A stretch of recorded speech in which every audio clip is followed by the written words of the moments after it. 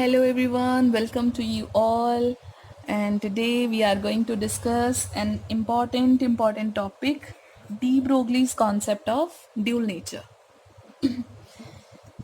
अच्छा जी, अब एक ये प्रिंसिपल आपका हो गया डी ब्रोगलीज का और एक आपका और आएगा हाइजेनबर्ग का। तो दोनों बहुत इंपॉर्टेंट हैं क्योंकि यही बोहर मॉडल को मॉडिफाई करके एक न्यू मॉडल लाने की बात करेंगे। ठीक है जी। तो यहाँ पे डी ब्रोगली ने कॉन्सेप्ट क्या दिया था? It was the concept of dual nature. ठीक है। तो ड्यूल नेचर का क्या मतलब है? Double nature. हमने डबल नेचर ऑलरेडी कहीं पे पढ़ा हुआ है। कहाँ पढ़ा था, याद करो। हमने लाइट के केस में पढ़ा था, याद है? हमने कहा था कि जो हमारे पास लाइट होती है, लाइट की दोनों नेचर होती है। कौन सी? एक होती है हमारे पास पार्टिकल नेचर और एक होती है हमारे पास wave nature.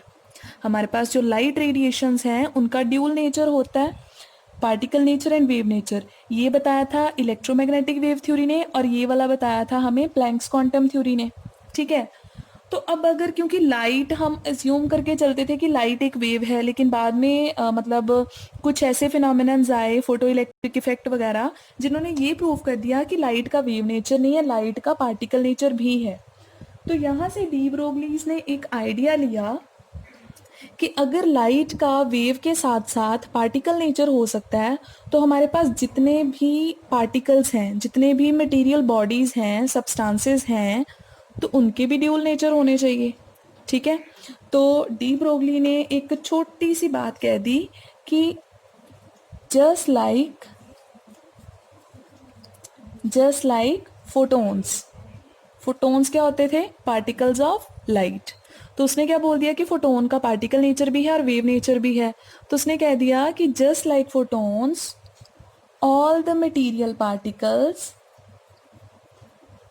all the material particles possess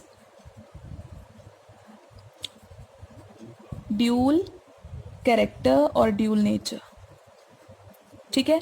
और वो मटेरियल पार्टिकल कौन से हो सकते हैं? वो बहुत छोटे छोटे पार्टिकल्स भी हो सकते हैं। इलेक्ट्रॉन हो सकता है, प्रोटॉन हो सकता है, न्यूट्रॉन हो सकता है, और भी बहुत सारे पार्टिकल्स हो सकते हैं। और बहुत लार्ज साइज बॉडीज़ भी हो सकती हैं। सपोज कोई बॉल हो गई, ठीक है, कोई आपके पास पेन हो गया, एट्सेट्रा, है ना, कोई भी चीज़। तो उसने कहा कि दुनिया में हर मटेरियल पार्टिकल जितने भी हमारे पास हैं उनका भी ड्यूल नेचर है, जस्ट लाइक लाइट। उनका भी ड्यूल नेचर है। ड्यूल नेचर कौन सा? पार्टिकल नेचर भी है और वेव नेचर भी है। So this is the de Broglie's concept of dual nature. According to de Broglie's, all the material particles have both the characters, particle as well as wave character। तो आप यहाँ पे dual character का क्या मतलब है?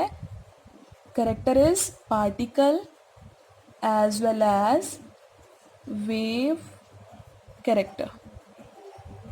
Particle as well as wave character. समझ गए इतनी बात? तो बस इतना सिंपल सा कॉन्सेप्ट था। तो अब क्वेश्चन ये आ जाता है कि लाइक उसने कैसे प्रूव किया इसको? उसने मैथमेटिकल एक एक्सप्रेशन दिया। ठीक है। तो मैथमेटिकली कैसे उसने ये चीज़ प्रूव करी? तो एक मैथमेटिकल एक्सप्रेशन दिया। तो जब बेटा उसने अपने इस डेफिनेशन को मैथमेटिकल फॉर्म में रिप्रेजेंट करना चाहा, तो उसने ये बात बताई कि देखो, हमारे पास जो फोटोन्स है ना, जो लाइट है, ठीक है, फोटोन्स के दोनों नेचर हैं। फोटोन्स का कौन सा नेचर है? एक तो वेव नेचर है और एक कौन सा नेचर है? एक उसका पार्टिकल नेचर है। ठीक है। अब किसी चीज़ का नेचर चाहे कैसा भी हो, उसका एनर्जी या ऐसी कोई वैल्यू तो चेंज नहीं होने वाली। तो उसने कहा देखो, अगर हम फोटोन्स का वेव नेचर कंसिडर करते हैं, ठीक है, अगर हम फोटोन्स का वेव नेचर कंसिडर करते हैं तो उसकी एनर्जी का क्या फॉर्मूला होगा? उसकी एनर्जी का फॉर्मूला होगा E is equals to mc²। ये हमें फॉर्मूला दिया था आइंस्टाइन ने। ठीक है। ये आइंस्टाइन की इक्वेशन है। तो this is your first equation. If we consider, अब आपने ऐसे नहीं लिखना, मैं तो इन शॉर्ट कर रही हूँ, आप पूरा मतलब लाइन बना के लिखोगे that if we consider the wave nature of photons, then energy of photon will be E is equals to mc²। And if we consider the particle nature of photon, अगर हम पार्टिकल नेचर कंसिडर करेंगे तो energy का क्या formula होता है? क्या बताया था पार्टिकल नेचर में? प्लैंक्स क्वांटम थ्योरी याद है, E is equals to h nu. तो इसका मतलब वेव नेचर के अकॉर्डिंगली एनर्जी इतनी होनी चाहिए और पार्टिकल नेचर के अकॉर्डिंगली एनर्जी इतनी होनी चाहिए। तो अगर हम दोनों इक्वेशंस को कंसिडर करते हैं फ्रॉम 1 एंड 2, तो हमारे पास एनर्जी के दो फॉर्मूलाज आ जाएंगे, mc² is equals to h nu. ठीक है, अब आप क्या करोगे, इसको नेक्स्ट डिराइव कैसे कर सकते हो? अब आपको पता है C is equals to nu lambda, तो न्यू की वैल्यू क्या आ जाती है, C ओवर लैम्डा। ये आपने एक्सप्रेशन कर रखा है, तो हम यहाँ पे न्यू की वैल्यू को फिल कर देंगे। तो हमारे पास वैल्यू क्या आ जाएगी, mc² h, न्यू की वैल्यू आ जाएगी C बाय लैम्डा। एक C आपका कैंसिल हो गया, तो mc क्या आ जाएगा, h अपॉन लैम्डा, और लैम्डा को इधर ले जाओ, mc को नीचे ले आओ, तो ये आपका फॉर्मूला आ जाएगा lambda is equals to h upon m c. लैम्डा क्या होती है, वेवलेंथ। तो इसका मतलब जब भी आपका कोई मटेरियल पार्टिकल एक वेव की तरह बिहेव करेगा, जब भी आपका कोई मटेरियल पार्टिकल जब मूव करता है तो वो just like a wave move करता है। ठीक है, वैसे तो जैसे इलेक्ट्रॉन है normally it is a particle, लेकिन जब वो मूवमेंट करेगा तो उसकी मूवमेंट कैसी होगी, जस्ट लाइक अ वेव, जैसे कोई वेव ट्रेवल कर रही है। तो जब वो वेव की तरह ट्रेवल करेगा तो हर वेव की वेवलेंथ तो होती है लैम्डा। तो उसने बता दिया कि देखो जब वो मूव करेगा तो उसकी वेवलेंथ इतनी आएगी, एच अपॉन एम सी। अब क्योंकि बेटा हम यहाँ पे क्या कंसिडर कर रहे थे, हम तो लाइट कंसिडर कर रहे थे, तो अगर कोई मटेरियल पार्टिकल लेंगे तो मटेरियल पार्टिकल की जो मास है वो m होगा, और c क्या होती है, velocity. c is the velocity of light, हम यहाँ पे क्या लिख देंगे, v is the velocity of any material particle. तो हमारे पास ये फॉर्मूला डिराइव होके आता है, lambda is equals to h upon m v. ठीक है, और उसने एक बात और बताई थी कि सारे material particle dual character show करेंगे, और जब वो वेव नेचर शो करेंगे तो उनकी वेवलेंथ आएगी। ठीक है, तो उसने बताया द वेव, कहाँ पे लिखूं, यहाँ पे लिख देती हूँ, the wave associated with material particle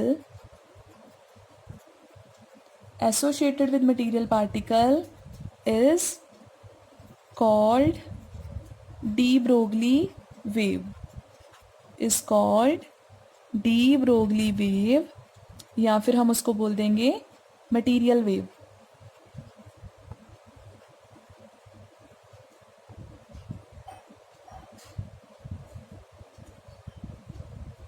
समझ गए? ठीक है, तो उसने कहा कि हमारे पास जितने भी मटेरियल पार्टिकल्स हैं वो just like a wave behave करेंगे, वेवलेंथ हमेशा इतनी आएगी, और किसी भी मटेरियल पार्टिकल की जो वेव होती है उसको आप कौन सी वेव बोलोगे, अपना नाम दे दिया उसने, डी ब्रोगली वेव, या आप मटेरियल वेव भी बोल सकते हो। तो जब आपको न्यूमेरिकल्स आते हैं ना तो वो यही क्वेश्चन करते हैं, calculate the de Broglie wavelength. तो इसका मतलब आपने डी ब्रोगली कॉन्सेप्ट यूज करना है यहाँ पे। ठीक है बच्चा, इतना क्लियर हो गया? तो बेटा डी ब्रोगली ने अपना एक्सप्रेशन निकाल के बता दिया। अब इस डाटा से जो हमारे पास यहाँ से कैलकुलेटेड वैल्यू आएगी और एक्सपेरिमेंटली जब वैल्यूज देखी गई वेवलेंथ की तो वो मैच कर रही थी, तो इसका मतलब डी ब्रोगली सही बात कर रहा है कि मटेरियल पार्टिकल्स जो हैं वो वेव की तरह भी बिहेव करते हैं। ठीक है, दोनों नेचर होता है उसका। ओके, इतना अगर आपको क्लियर हो गया है तो अब इसकी इम्पोर्टेंस पे जाते हैं हम। ठीक है, इसमें से पूछा क्या जाता है, मोस्ट कॉमनली जो क्वेश्चन आपको पूछा जाता है that is significance. What is the significance of D Broglie's concept? ठीक है, तो बेटा हमारे पास सिग्निफिकेंस क्या है कि जो आपका डी ब्रोगली का कॉन्सेप्ट है, ठीक है, क्या ये एप्लीकेबल है हर जगह पे? ठीक है, तो बच्चा देखो हमारे पास जो पार्टिकल्स होते हैं ना वो दो तरह के होते हैं। ठीक है, जिनकी बात करी जा रही है, एक होते हैं आपके पास माइक्रोस्कोपिक और एक होते हैं पार्टिकल्स आपके पास मैक्रोस्कोपिक। अब आपको पता है माइक्रोस्कोपिक पार्टिकल्स क्या होते हैं, they are very small in size, और मैक्रोस्कोपिक पार्टिकल्स क्या होते हैं, they are very large in size. अब स्मॉल के केस में आ जाएगा इलेक्ट्रॉन, प्रोटॉन, जितने भी आपके एटम के इनसाइड पार्टिकल्स हैं बहुत छोटे वाले हैं, और मैक्रो में कौन से आ जाएंगे, जैसे कोई बॉल हो गई, कोई स्टोन हो गया, आपकी डेली लाइफ में जो पार्टिकल यूज़ होते हैं, ठीक है, कार हो गई, ठीक है, पेन हो गया, एट्सेट्रा, कोई भी। तो अब बताओ कि डी ब्रोगली का कॉन्सेप्ट हर जगह पे एप्लीकेबल है? क्या लगता है आपको? जब उसने कहा कि जब कोई पार्टिकल मूव करता है तो वो वेव की तरह बिहेव करता है, तो हमने मान लिया कि जो इलेक्ट्रॉन है जब वो मूव करेगा तो वो लाइक अ वेव मूव करेगा, क्रस्ट ट्रफ की फॉर्म में मूव करेगा। अब सपोज आप रोड पे कार चला रहे हो, ठीक है, तो जो कार है, ठीक है, जब आपकी कार है वो सीधी जाती है या वो just like a wave move करती है, ऐसे करके कार जा रही होती है, ठीक है, तो ऐसा तो होता नहीं है। तो इसका मतलब कार का पार्टिकल नेचर तो हमें पता था पहले से ही है ना? तो कार का वेव नेचर कहाँ गया? Car just like wave behave करती है। अब आप एक बॉल लेते हो, अपने फ्रेंड की तरफ फेंकते हो, तो बॉल सीधा मतलब कोई भी सर्कुलर पाथ करती है या स्ट्रेट मूव करती है, जैसे आपने फेंका होगा, तो क्या वो ऐसे जाती है वेव की तरह? नहीं जाती है ना? तो इसका मतलब उसका वेव नेचर कहाँ गया? तो यहीं से ही आपका क्या क्लियर हो जाता है सिग्निफिकेंस से, कि जो आपका डी ब्रोगली का कॉन्सेप्ट है वो मैक्रोस्कोपिक वर्ल्ड के लिए पॉसिबल है ही नहीं है, ठीक है। इट इज सिग्निफिकेंट,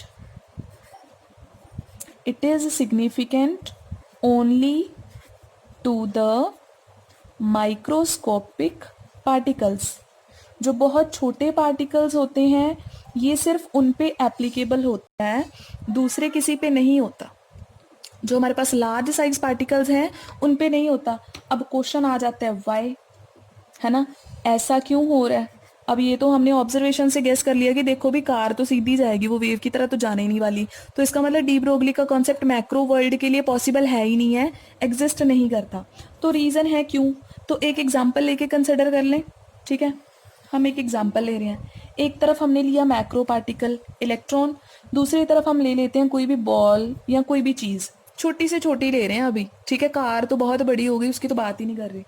तो हमने जब ये एग्जाम्पल कंसिडर किया तो आप देखो बच्चा, अब देखो, हमने इसकी वेवलेंथ निकाल के ही देख लेते हैं कितनी होती है। तो हमारे पास फॉर्मूला क्या है, lambda is equals to h upon m v. हमने वेवलेंथ निकालनी है कि अगर इलेक्ट्रॉन वेव की तरह मूव करेगा तो उसकी वेवलेंथ कितनी होगी। एच की वैल्यू 6.626 इंटू 10⁻⁻34। एम क्या होता है, मास ऑफ इलेक्ट्रॉन, वो तो फिक्स्ड है 9.1 इंटू 10⁻31 इंटू वी क्या होती है, वेलोसिटी। अब इलेक्ट्रॉन की स्पीड कितनी हो सकती है हमें नहीं पता, सपोज इट इज 10⁵ लेट कर लिया, स्पीड दोनों की सेम रख लेते हैं ताकि हम कंपेयर भी तो कर सकें, ठीक है। तो जब आप इसको सॉल्व करोगे तो ये मैथमेटिकल टर्म्स तो छोड़ो, तो पावर्स की बात करो, -34, ये प्लस हो जाएगा -3 -8, ठीक है, इतना ही आ रहा है। पावर्स को सॉल्व करके 10⁻⁻8 मीटर्स में आ गया। अब बॉल की बात कर लें, बॉल के केस में क्या होगा, सपोज कर लो बॉल जो है वो आपकी 10 ग्राम की है या 100 ग्राम की है बॉल, ठीक है। तो वेवलेंथ कैसे निकालोगे, 6.626 इंटू 10⁻⁻34 अपॉन मास कितना आ जाएगा बॉल का, 100 ग्राम। 100 ग्राम को अगर आप किलोग्राम में कन्वर्ट करोगे तो it comes out to be 10⁻⁻1 kilogram में। वेलोसिटी कितनी है, इसकी जितनी स्पीड रखी है सेम ही इसकी रख लेते हैं, तो कितना आ जाएगा सॉल्व करके, मैथमेटिकल टर्म छोड़ो, अगर हम इसकी बात करें ये +1 ऊपर चला जाएगा, -33 -5 -38 मीटर। क्लियर हो गया। तो हमने एक माइक्रो पार्टिकल लिया, एक मैक्रो पार्टिकल लिया, दोनों की वेवलेंथ कैलकुलेट करी। अब देखो इसकी वेवलेंथ देखो 10⁻⁻8 में आ रही है और इसकी देखो 10⁻⁻38, यानी कि बहुत बहुत कम। अगर इतनी कम वेवलेंथ है तो वो तो ऑब्जर्व ही नहीं होगी।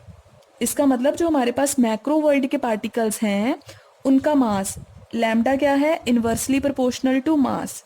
जिस बॉडी का मास हैवी होगा उसकी वेवलेंथ बहुत कम आएगी, और हमारे जो मैक्रोस्कोपिक पार्टिकल्स हैं उनका मास इतना ज़्यादा है कि उनकी वेवलेंथ बहुत ही छोटी आती है, बहुत कम आती है कि उसको तो मेजर ही नहीं किया जा सकता।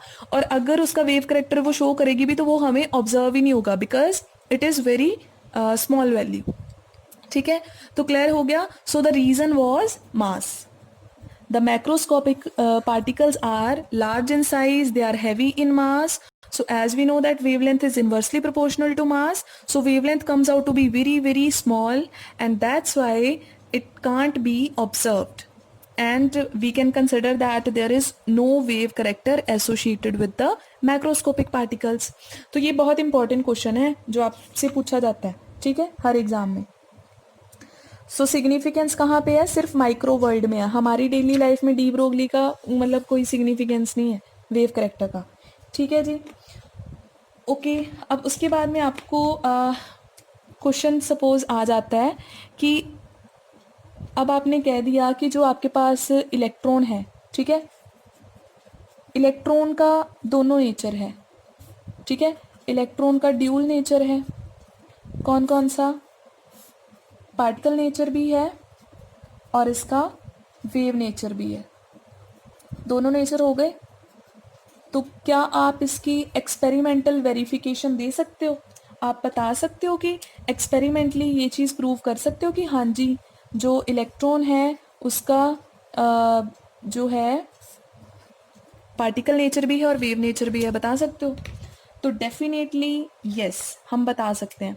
अगर हम बात करें पार्टिकल नेचर की, ठीक है, तो पार्टिकल नेचर के लिए कोई एक्सपेरिमेंट कोई है याद? चलो मैं याद करवाती हूँ. हमने कैथोड रे एक्सपेरिमेंट करा था. उसमें याद है हम लोग कह रहे थे कि कैथोड से एनोड की तरफ कुछ इलेक्ट्रॉन्स आ रहे हैं, है ना, मूव करते हुए आ रहे हैं. और हमने यहाँ पे परफोरेटेड एनोड यूज़ करी थी. ठीक है, परफोरेटेड एनोड क्या होती थी? जिसमें होल्स हो रखे होते थे. ठीक है, तो हमने पीछे क्या लगाई थी? एक जिंक सल्फाइड स्क्रीन लगाई थी. तो वहाँ पे हमने देखा था कि जब इलेक्ट्रॉन की बीम आ रही है तो जब वो इस स्क्रीन पे आके स्ट्राइक करेगी, इलेक्ट्रॉन्स आके स्ट्राइक करेंगे, तो हमने देखा कि वहाँ पे बड़े अच्छे कलर्ड स्पॉट्स आ रहे हैं.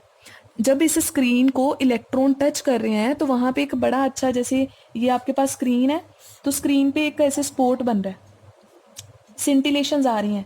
और यही प्रिंसिपल आपको पता है आपका टीवी और जो फ्लोरोसेंट आपकी ट्यूब्स होती हैं उनमें यूज़ होता है. ठीक है, जब आपकी ये बीम्स जो हैं इस स्क्रीन पे स्ट्राइक करेंगी तो वो सिंटिलेशन प्रोड्यूस करती हैं. इसको क्या बोलते हैं हम लोग? सिंटिलेशंस. अब देखो भाई, अब आप बॉल को लेके सपोज आप वॉल पे ज़ोर से मारते हो. ठीक है, मान लो आपने ना वॉल को थोड़ा गीला कर रखा है, तो जब आप उसको वॉल पे मारते हो तो पूरा उसका निशान बन जाता है. क्यों? क्योंकि वो उसका पार्टिकल नेचर है. तो पार्टिकल होगा तो उसका एक प्रॉपर साइज, शेप एटसेट्रा एक हम देखते हैं कि एग्जैक्ट आपको दिख जाता है. तो यहाँ पे भी इलेक्ट्रॉन के साथ भी ऐसा ही हो रहा है. जब वो एक स्क्रीन पे स्ट्राइक कर रहे हैं तो वो अपना एक पर्टिकुलर स्पॉट दे रहे हैं उस स्क्रीन पे.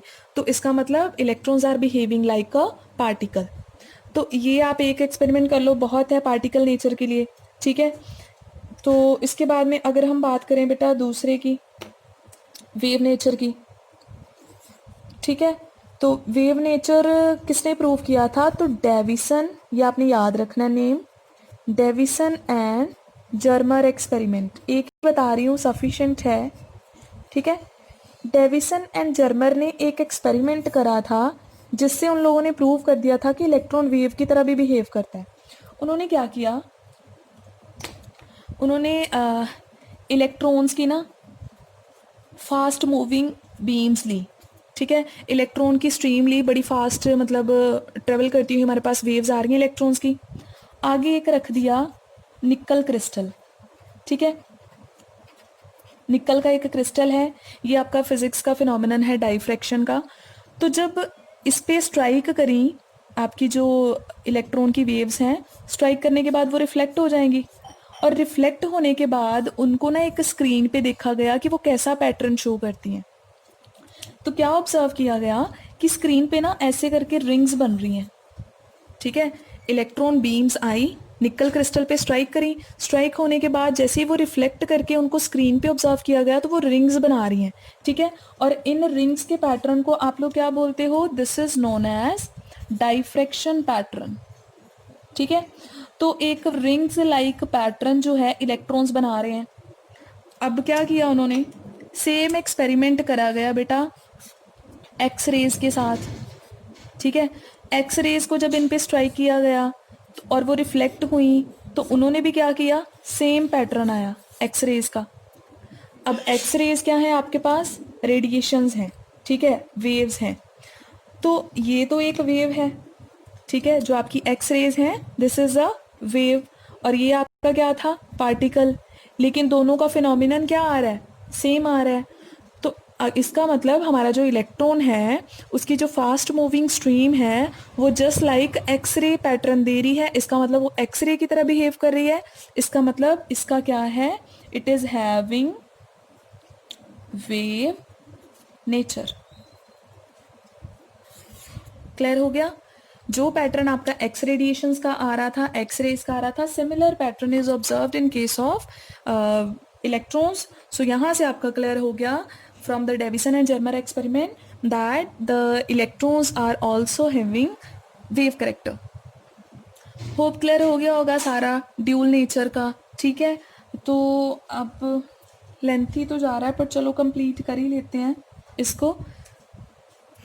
न्यूमेरिकल्स नेक्स्ट में कवर करूँगी, ठीक है। अब एक यहाँ पे इम्पॉर्टेंट चीज़ और आती है आपके लिए, मतलब उस टॉपिक पे न्यूमेरिकल कम आते हैं बट स्टिल मोस्टली आपके न्यूमेरिकल किस पे आएंगे, lambda is equals to h upon m v. M v आपको पता ना बेटा मोमेंटम होता है, तो हम इसको एच ओवर पी भी लिख सकते हैं, ठीक है। तो ये आपका आ जाएगा मोमेंटम का, ठीक है। एक फॉर्मूला ये हो गया जो आपको न्यूमेरिकल्स के लिए याद रखना है। एक ये है कि सपोज आपके पास क्या था, एक यहाँ पे अलग से फॉर्मूला याद रखना है कि आपने ना एक इलेक्ट्रॉन लिया, इलेक्ट्रॉन रेस्ट पे है, मूव नहीं कर रहा। आपने क्या किया, आपने इसके अराउंड ना पोटेंशियल लगा दिया, ठीक है, नेगेटिव प्लेट लगा दी, पॉजिटिव प्लेट लगा दी, एक पोटेंशियल डिफरेंस सेटअप कर दिया। पोटेंशियल डिफरेंस कितना था इसमें, v। अब जैसे ही पोटेंशियल डिफरेंस लगाया तो जो इलेक्ट्रॉन था वो पॉजिटिव प्लेट की तरफ अट्रैक्ट होगा और मूव करना क्या करेगा, स्टार्ट कर देगा। तो इसका मतलब जो आपका इलेक्ट्रॉन है वो एक्सेलरेट हो गया, वो उसकी स्पीड इंक्रीज हो रही है, ठीक है। इतना कॉन्सेप्ट समझ में आ गया।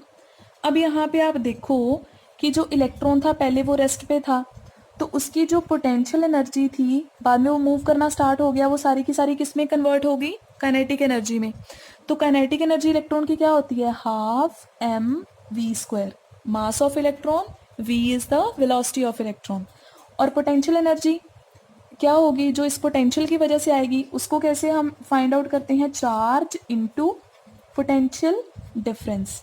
तो चार्ज इलेक्ट्रॉन का कितना है, लेट कर लो E है, ठीक है। ये हमने क्या किया, लेट कर लिया कि चार्ज कितना है E। पोटेंशियल डिफरेंस कितना था, V, half m v square. Velocity calculate कर सकते हो यहाँ से, v स्क्वायर यहीं रहने दो, 2 उधर शिफ्ट कर दो, अपॉन m डिवीजन में आ जाएगा। तो यहाँ से v की वैल्यू क्या आ जाएगी, √2ev upon m। Velocity of आपके पास इलेक्ट्रॉन आ गई, ठीक है। अब इसके बाद में क्या करना है, अब हमें पता है formula that we have lambda is equals to h upon m v. क्योंकि पहले वो रेस्ट पे था, जैसे ही हमने पोटेंशियल लगाया इलेक्ट्रॉन मूव करना स्टार्ट हो गया। मूव करेगा तो वेव लाइक मूव करेगा, तो उसकी वेवलेंथ तो आएगी। तो वेवलेंथ कितनी आएगी, lambda h upon m. V की वैल्यू लिख लो यहाँ पे, 2ev ओवर m। ये m अंडर रूट के बाहर है, अगर हम इसको अंडर रूट के अंदर लेके जाएंगे तो ये क्या बन जाएगा, m square, 2ev over m। एक m आपका कैंसिल हो जाएगा और फॉर्मूला क्या आ जाएगा, h ओवर 2mev, ये सारा अंडर रूट में। तो एक आपने बेटा ये फॉर्मूला याद रखना है for the numerical point of view, lambda is equals to h upon under root 2mev। अब ये पूरा फॉर्मूला वैसे याद आप रखो डेफिनेटली, लेकिन इसका एक अल्टरनेट भी है। आपको पता है h की वैल्यू फिक्स है, प्लैंक कांस्टेंट है, m क्या है, मास ऑफ इलेक्ट्रॉन फिक्स्ड है, E is the charge of electron. तो जब हम सारी वैल्यूज फिल कर देंगे तो हमारे पास वैल्यू कितनी आ जाती है, 1.22 इंटू 10⁻⁹ अपॉन v। क्योंकि पोटेंशियल जो है वो हम कितना भी लगा सकते हैं बाहर से, तो उसकी वैल्यू फिक्स्ड नहीं है। तो आप ये डायरेक्टली अप्लाई करोगे तो कैलकुलेशन ज़्यादा नहीं करनी पड़ेगी, बस इतना बेनिफिट है। ठीक है। तो ये न्यूमेरिकल आपको कैसे मिलेंगे कि हमारे पास एक इलेक्ट्रॉन है, हमने इतना पोटेंशियल डिफरेंस लगा दिया, उसने मूव करना स्टार्ट कर दिया, तो बताओ उसकी वेवलेंथ कितनी होगी, तो आप डायरेक्टली ये फॉर्मूला अप्लाई कर दोगे। अदरवाइज डी ब्रोगली के केस में आपने यही फॉर्मूला अप्लाई करना है। तो टोटल ये दो हैं जिसके बेसिस पे हम नेक्स्ट अपने उसमें न्यूमेरिकल्स डिस्कस करेंगे नेक्स्ट लेक्चर में। ठीक है जी। Okay, bye bye, thank you.